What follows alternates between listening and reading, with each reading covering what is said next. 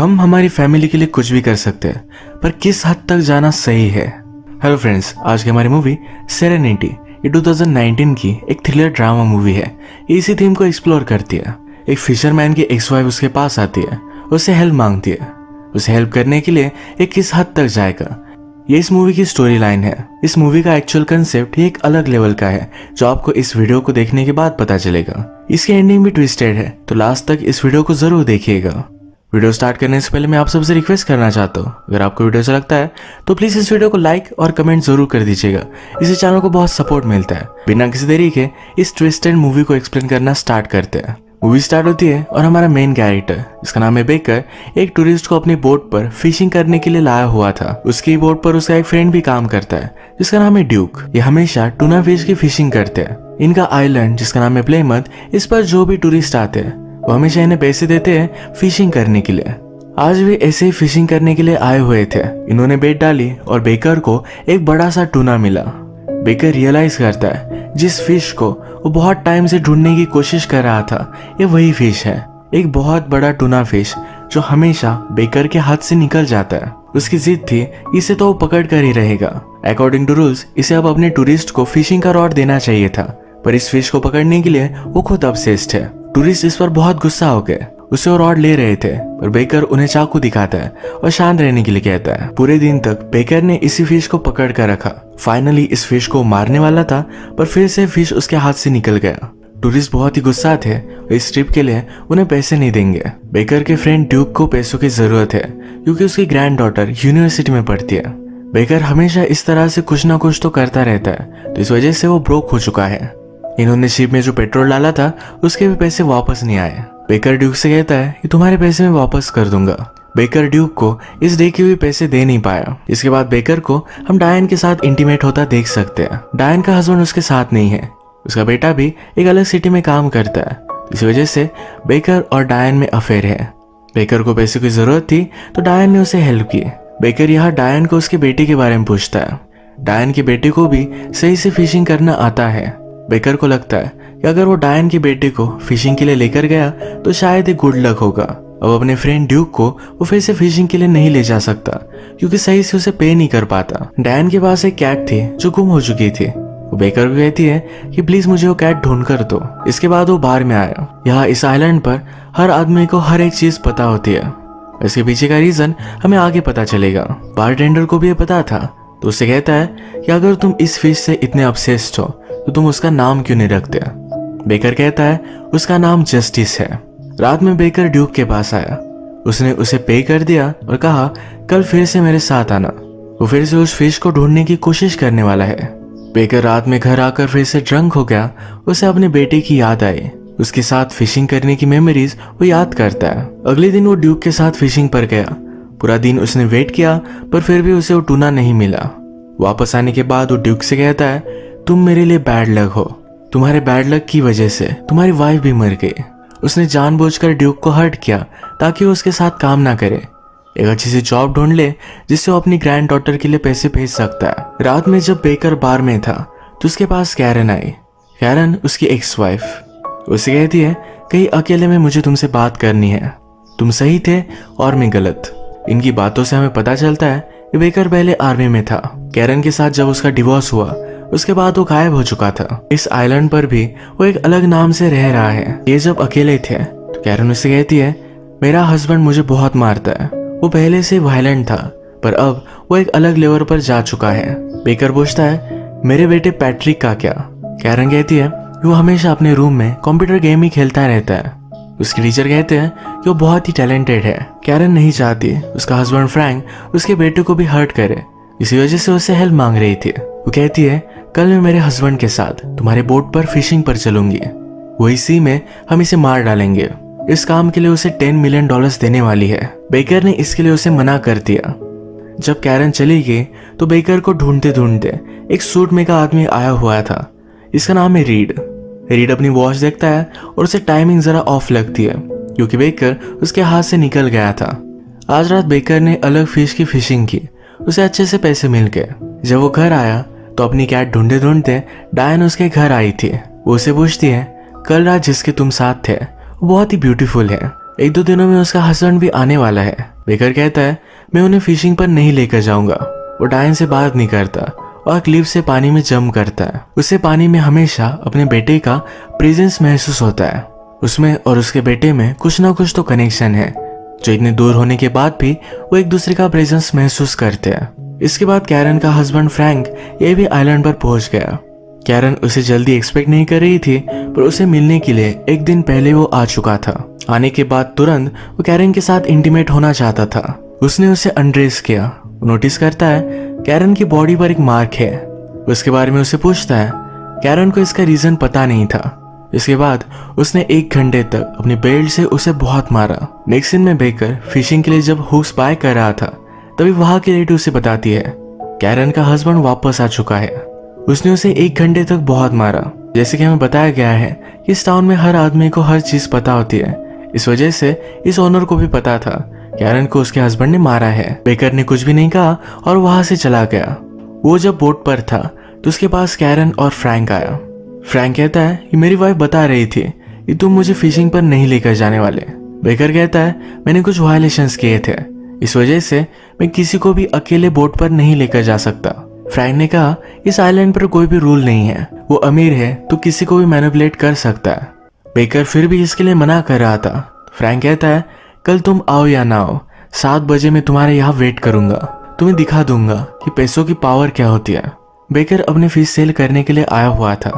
वहां का आदमी उसे कहता है तुम्हें कोई ढूंढ रहा था। यहाँ वही सूट वाले आदमी रीड की बात हो रही थी। नेक्स्ट सीन में हम देखते हैं कि बेकर अभी अभी डायन के साथ इंटीमेट हुआ। डायन बेकर से कहती है कि तुम बहुत ही जेंटल हो, कभी भी किसी को हर्ट नहीं कर सकते। जब भी मेरी कैट गुम हो जाती है तो मुझे हेल्प करते हो। मुझे लगता है तुम्हें कैरन को हेल्प करनी चाहिए। बेकर का फिर भी फ्रैंक को मारने का कोई भी प्लान नहीं था। अगली सुबह ड्यूक उसके पास आता है। वो उसे कहता है कि मैंने बोट पर सुना फ्रैंक तुम्हें उसे ले जाने का $10,000 देने वाला है। मुझे पैसों की जरूरत है, हम दोनों मिलकर उसे लेकर जा सकते हैं। बेकर कहता है तुम्हारा लक खराब है। ड्यूक कहता है कि मुझे पता है, मेरा सोचकर ही तुमने मुझे हर्ट किया था। बेकर फिर ड्यूक के लिए मान गया। यहाँ पर वो लैंड के ऊपर एक बर्ड देखता है जो हमेशा सी के ऊपर ही उड़ता है। ये बहुत ही अजीब था, जैसे कि वो बेकर को सी में चलने के लिए बुला रहा था। कैरन बेकर को समझाने के लिए फिर से उसके पास आए। बेकर कहता है मैं सिर्फ तुम्हें फिशिंग लेकर जाऊंगा, ये तुम्हारे हस्बैंड को नहीं मारने वाला। कैरन कहती है फ्रैंक मुझे और शायद हमारे बेटे को भी मारेगा, क्या ये सही होगा? मुझे पता है तुम दोनों में कनेक्शन है, हमारा बेटा तुम्हें कंप्यूटर स्क्रीन से देख सकता है। इसके बाद हम देखते हैं कि डायरेक्टली फिशिंग पर आए हुए हैं। फिशिंग पर फ्रैंक बेकर से पूछता है इस टाउन में कुछ कॉल गर्ल्स है, क्या उनके बारे में तुम्हें पता है? क्या उनका एड्रेस तुम मुझे दे सकते हो? बेकर ने इसके लिए मना कर दिया। उसे पूछता है कि तुम्हारा कोई बेटा है? फ्रैंक कहता है कि मेरा एक स्टेप सन है, वो हमेशा अपने कंप्यूटर पर ही लगा रहता है। मैंने एक दिन उससे पूछा कि दिन भर तुम यही क्यों करते रहते हो, तुम्हें कुछ अलग चीज करनी चाहिए। उसने मुझसे कहा कि अगर मैं गेम्स नहीं खेलूंगा तो तुम्हें मार डालूंगा। फ्रैंक कहता है एक दिन मैं ही उसे मार डालने वाला हूँ। इस पर बेकर को बहुत ज्यादा गुस्सा आ गया। वो उसे मार डालने वाला था, तभी इन्होंने एक बड़ा सा शार्क कैच किया। ये कैच कर फिर से वापस आते हैं। फ्रैंक को एक्चुअल में एक टूना फिश कैच करना है, तो इस वजह से कल वो फिर से फिशिंग के लिए आएगा। बोट पर जो भी हुआ ये सब ड्यूक ने सुना था। उसे पता चल गया कि इनमें कुछ ना कुछ तो कनेक्शन है। वो रात में बेकर से बात करता है। बेकर उसे सब कुछ सिचुएशन समझा देता है। ड्यूक ने कहा कि तुम किसी को मार नहीं सकते, तुम दिल के अच्छे आदमी हो, ये करना बहुत गलत होगा। फ्रैंक बेकर के बेटे को हर्ट कर सकता है। तब उसने डिसाइड किया है कि वो फ्रैंक को मारने वाला है। वो ड्यूक को कल उसके साथ आने के लिए मना करता है। बेकर जब अपने बोट पर था तो उसके पास कैरन आई। कैरन उसे एक रिंग दिखाती है, कहती है इसी रिंग से तुमने मुझे प्रपोज किया था। बेकर गराज में काम करता था, एक गाड़ी के पार्ट से उसने रिंग निकाली और यही कैरन को दी थी। वो कहती है हमारे बीच जो भी हुआ था ये सब कुछ चीजें मुझे याद है। एक ब्रिज के नीचे हम फर्स्ट टाइम इंटीमेट हुए थे, उसके साथ इंटीमेट होने की कोशिश कर रही थी। बेकर कहता है तुमने मुझे धोखा दिया है, लोग बदलते नहीं। कैरन ने उसे धोखा दिया, इसका रीजन ये भी था कि बेकर जब अपनी ड्यूटी से वापस आया तो बहुत ही डिस्टर्ब था, वो कैरन पर ध्यान नहीं देता था। कैरन कहती है कि मुझसे गलती हुई है, तुमने अभी अभी कहा कि लोग चेंज नहीं होते। उस रात बीच के पास जो लड़की थी मैं आज भी वही लड़की हूँ। वो उसके पास आई तो बेकर ने उसे किस कर लिया। ये दोनों यहाँ पर इंटीमेट हो जाते हैं। कैरन की बॉडी पर फ्रैंक के मारने के निशान भी थे। इंटीमेट होने के बाद कैरन उसे कहती है, क्या कल तुम उसे मार दोगे? बेकर कहता है कि हाँ, पर हम दोनों की रिलेशनशिप हम कंटिन्यू नहीं करेंगे। कैरन इसके लिए मान जाती है क्योंकि सिर्फ उसके बेटे को बचाना उसके लिए इम्पोर्टेंट है। बेकर जब घर पर आया तो रीड उसका बाहर ही वेट कर रहा था। उसे कहता है, तुम कल जो करने वाले हो इसके बारे में मुझे पता है। जिस चीज की तुम्हें जरूरत है ये चीज मैं तुम्हें दे सकता हूँ। बेकर इससे इंट्रिग था तो उसे उसने घर में इनवाइट कर लिया, ड्रिंक ऑफर किए। रीड फिर उसे एक इक्विपमेंट दिखाता है, कहता है एक फिश फाइंडर है। जिस टूना फिश को तुम हमेशा से ढूंढ रहे हो इसे तुम आसानी से ढूंढ सकते हो। हमारी कंपनी के लिए बहुत ही इंपॉर्टेंट है कि तुम उस फिश को ढूंढ लो। ये बात बहुत ही अजीब थी। बेकर ने पूछा, तुम कल के बारे में क्या जानते हो? रीड ड्रंक था तो उसने बोल डाला, कल उस आदमी को मत मारना। बेकर उस पर गुस्सा हो गया, उसे धमकाता है और पूछता है, तुम्हें उसके बारे में कैसे पता चला? रीड कहता है कि मुझे मत मारो, मैं सिर्फ इस गेम का हिस्सा हूँ, इस गेम्स के मैं रूल हूँ। ये बात बेकर को क्लियर नहीं थी तो रीड उसे समझाता है, यहाँ पर जो भी चल रहा है ये सब एक गेम है, हम सब एक गेम के अंदर है। इस गेम में छोटे छोटे हिस्से भी है, जैसे कि डायन की कैट ढूंढना, फिशिंग करना। पिछले कुछ दिनों से इसमें डिस्टर्बेंसेस आ रही है। तुम्हारा फ्रैंक को मारना इस गेम का पार्ट नहीं है। अकॉर्डिंग टू द रूल्स हम किसी भी आदमी को इस गेम में मार नहीं सकते। रीड को भी एक क्वेश्चन आया है कि क्रिएटर ने अब रूल्स क्यों चेंज कर दिए हैं। हमें पता चला कि इस गेम को जिसने क्रिएट किया है ये बेकर का ही बेटा पैट्रिक है। इसके बाद डायरेक्टली सुबह हुई। बेकर अपने अलार्म से जल्दी उठ गया था। वो जल्दी से बेड से उठने की कोशिश करता है पर ये गेम्स के रूल उसे रोक रहे थे। उसने फिर सब कुछ चीजें नोटिस करना स्टार्ट किया। आज बेकर जाकर फिश नहीं पकड़ने वाला तो गाड़ी के रेडियो पर भी आया कि जाओ और फिश पकड़ो। उसे जो भी मेमोरीज है इनको लेकर वो वंडर करता है, वो कहाँ से आया और यहाँ क्यों है, ये सब उसे क्वेश्चंस आ रहे थे। वो अपने रास्ते से भटक चुका था। तभी डायन का बेटा जो एक अलग टाउन में काम करता है वो भागते भागते उसके पास आया। वो कहता है कि आपने मुझे बुलाया था, मैं आपके साथ फिशिंग कर सकता हूँ। बेकर इस पर हंसने लग गया। वो कहता है कि जब इस गेम से मैंने तुम्हें मांगा था तो मुझे नहीं मिला, अब इस गेम को मेरी जरूरत है तो मुझे सब कुछ मिल रहा है। इसके बाद जब बेकर सिग्नल पर आया तो जब तक रेड लाइट चला नहीं जाता उससे पहले वो गाड़ी चला नहीं सकता था। वो अपनी सप्लाईज लेने के लिए एक स्टोर में आता है। वह उसके पास एक मैप था। क्या तुम्हें पता है कि हम एग्जैक्टली कहाँ है? ये ओनर कहती कि कुछ भी फर्क नहीं पड़ता। ये ओनर किस तरह से बात करती है, इसके थॉट कैसे है, इस सब को लेकर बेकर उससे क्वेश्चन पूछता है। ओनर सीरियस हो गई, कहती है कि जाओ और फिश पकड़ कर लाओ, ज्यादा कुछ सोचो मत। ये मैसेज गेम ही बेकर को दे रहा था। बेकर का प्लान है, जो गेम उसे बता रहा है ये चीज वो नहीं करेगा। तो इसके बाद वो बार में आ गया। वो बहुत ज्यादा ड्रंक होना चाहता था। बारटेंडर उसे पूछता है, क्या तुम आज फिशिंग नहीं जाने वाले? उसने कहा कि जाओ और फिशिंग करो, किसी भी टूरिस्ट को मत लेकर जाओ, वो हमेशा डिस्टर्ब करते रहते हैं। बारटेंडर भी गेम का ही उसे मैसेज दे रहा था। गेम नहीं चाहता कि बेकर किसी को भी मारे। नेक्स्ट सीन में हम देखते हैं कैरन जब नींद से उठी तो उसे सब कुछ ब्लड दिख रहा था। वो फ्रैंक के पास गई तो फ्रैंक इंजोर्ड था। उसे कल रात कुछ लोगों ने बहुत मारा है, इसी वजह से आज वो फिशिंग पर नहीं जा सकता। बेकर गेम के ऑपोजिट करना चाहता है। फ्रैंक को मारने के लिए वो अपने बोट तक पहुंच गया। वहां पर उसका फ्रेंड ड्यूक है। ड्यूक उससे कहता है, मैंने तुम्हारे लिए जो सही था वही आज किया है। उसने कल रात फ्रैंक को मारने के लिए कुछ लोगों को पैसे दिए थे, इस वजह से फ्रैंक आज बोट तक नहीं आ पाएगा। इस बात से बेकर बहुत ज्यादा डिस्टर्ब हो गया। फ्रैंक इंजोर है पर फिर भी कैरन उसे रिझाने की कोशिश करती है। तुमने मुझे प्रॉमिस किया था एक फिश ला कर दोगे। फ्रैंक बहुत ही इगोइस्टिक है तो डिसाइड करता है इंजोर होने के बावजूद वो फिशिंग पर जाने वाला है। बेकर नाराज था तो सी के पास आकर ड्रंक हो गया। बेकर के पास रीड आया। बेकर उसे कहता है, मुझे समझ में नहीं आ रहा कि मैं यहाँ क्यों हूँ, मेरा एग्जिस्टेंस क्या है, क्या मैं पागल हो चुका हूँ?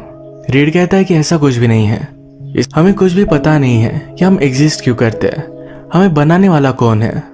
इस पर बेकर के एक्सप्रेशन चेंज हो गए तो रीड ने उसे पूछा, क्या तुम्हें पता है कि हमें किसने बनाया है? एक लड़का है जो हमेशा अपने रूम में एक गेम क्रिएट करता रहता है।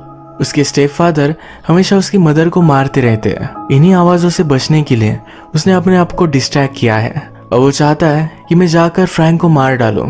ये बच्चा वायलेंट हो रहा है।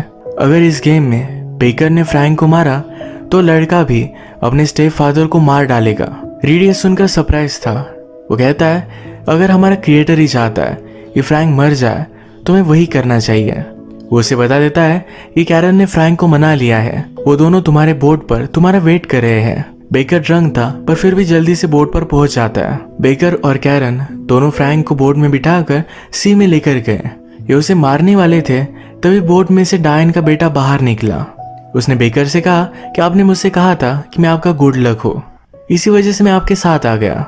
गेम में ये जो सब रेजिस्टेंस आ रहे हैं ये रिप्रेजेंट करते हैं क्रिएटर पैट्रिक की इनर कॉन्फ्लिक्ट। वो अपने स्टेप डैड को मारने वाला है पर वो डरता है, क्या सही क्या गलत, इन सब चीजों को लेकर वो सोचता रहता है। इसी वजह से उसने गेम में भी ऑब्स्टेकल क्रिएट किए थे। डायन के बेटे के सामने बेकर मर्डर नहीं कर सकता, पर फिर भी उसने डिसाइड किया वो कुछ ना कुछ तो करेगा ही। उसने उसे ऊपर काम करने के लिए कहा। थोड़ी देर बाद एक बड़ा सा फिश इनके हुक्स में अटक गया।